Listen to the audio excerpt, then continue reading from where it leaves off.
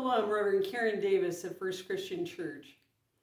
Imagine that you are a Kansas City Chiefs fan and you were so excited when they won the Super Bowl, and there you were waiting for them to arrive and parade down the streets. And in the midst of it, they stopped and said, "You know what? We're going to give this trophy to the Philadelphia Eagles." You probably would have been a little stunned.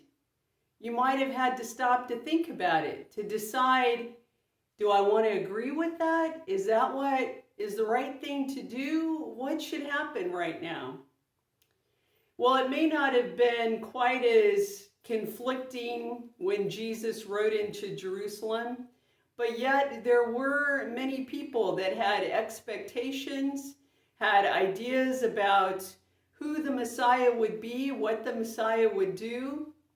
Those that were placing their hope and trust in Jesus as he rode into town were going to be just a little surprised when they would find Jesus willingly turn himself over to be arrested, to be crucified.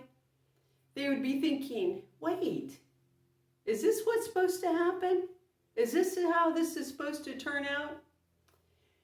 This week I invite you to read Matthew chapter 21 verses 1 through 11 as we begin that journey into Holy Week.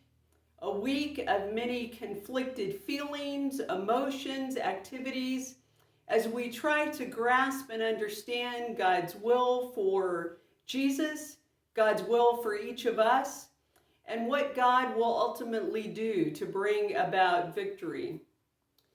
We look ahead to Easter, but in the midst of that, there are many things going on that have us confused, conflicted. For those first disciples, they were afraid, they were unsure, they didn't know where to place their trust and their loyalty as they tried to understand what it was that God was doing in the world and what God was going to do in their lives. For us, there are many days in which we're conflicted as we experience a variety of things in our own lives and we see the world around us. What is happening? What is God intending for us? So I invite you to spend some time reflecting on that. See what it is and how it is that you can be part of God's plan to be the people of the resurrection. In order to get to that place, there are often those times of trial, those times of suffering, those times of dealing with things not quite turning out how we expect them to. But in the midst of it, we have hope.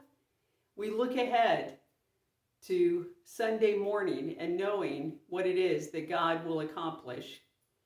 May God continue to speak to your heart. May God continue to work in your life, even as God continues to work in our world to bring about possibility, hope, and resurrection. May God continue to guide you and bless you.